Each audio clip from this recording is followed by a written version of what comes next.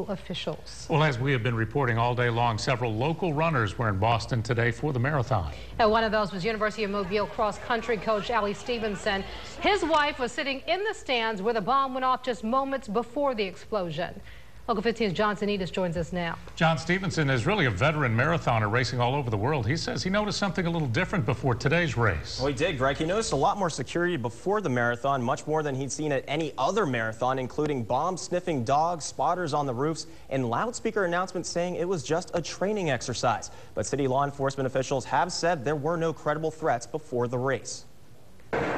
My wife, Melanie, she had been sitting right where the explosions went off. Cross-country coach Ali Stevenson had just crossed the finish line. She had come to see me at the finish, and then we were walking back down towards the finish area. Then, right where his wife had been sitting. And all of a sudden, we heard a loud explosion, and this big sulfur smell came through, and then another big explosion went off, and then people just started running, and then people crying in the street. It was a horrible experience. Stevenson remembered seeing heightened security before the marathon. At the start line this morning, they had bomb spotters on the roofs of the buildings, and they had bomb-sniffing dogs coming up and down at the start line, and Melanie said there was bomb-sniffing dogs at the finish line. They even made announcements on the loudspeaker about the increased security. They kept making announcements saying to the participants, do not worry, this is just a training exercise. Evidently, I don't believe they were just having a training exercise. I think they must have known. They must have had some kind of threat or suspicion called in. Stevenson says he's been at plenty of marathons in major cities, but he's never seen that level of security. I've run in some of the biggest marathons in the world. I've run in London,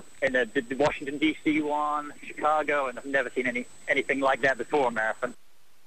Now, Stevenson tells me the fact that he finished the marathon when he did and his wife left her seat to meet him when she did right before the explosions is just plain miraculous. Greg and Ken. John, thanks. I talked with Pastor